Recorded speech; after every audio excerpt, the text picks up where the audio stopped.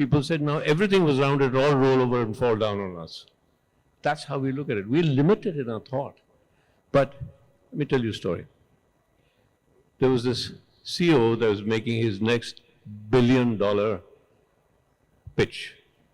He goes to his office early in the morning. He wants to get ready for it.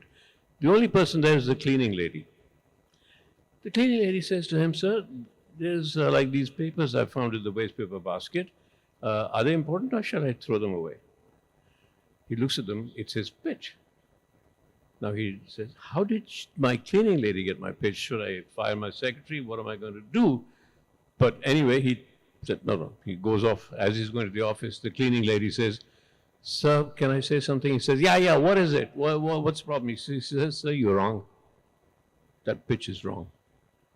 And he says, gets irritated. He goes into his office, bangs his door, but doubt sets in.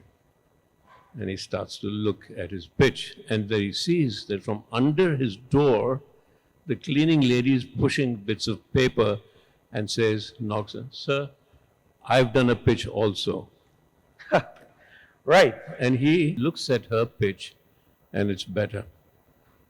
Why was the cleaning lady's pitch better than the CEO's? What does he do? Should he fire the cleaning lady? Should he fire himself? Should he make her the CEO? No. The cleaning lady learned a new language called prompting. And he was still in the old language of flowcharts, MBAs, Harvard, Wharton, everything. All that is gone. All that is gone. That's why I say it's a very democratic technology. There's a new language called prompting, which takes the old world away. And we are entering into AI is an existential change. It's not just a little thing that's happening. And you cannot isolate it. What's going to happen to film? What's going to happen to jobs? Whose jobs? People say, it's going to happen to jobs. I say to CEOs, it's your jobs. Right. What I was coming to, the fact that originality versus adaptation. Is there a thread there in our field, in the field of media and entertainment? Would originality be one of the victims of AI? You can take the example of Nilesh, your cook, who has produced your the Masoom 2 script. Now that seems to be quite up there, what one can develop from there. Well, here's the story of Nilesh, if you really want to know. Everybody says, make Mr. India 2. I said, no, I'm not going to make Mr. India 2, but I'll help you develop Mr. India 2.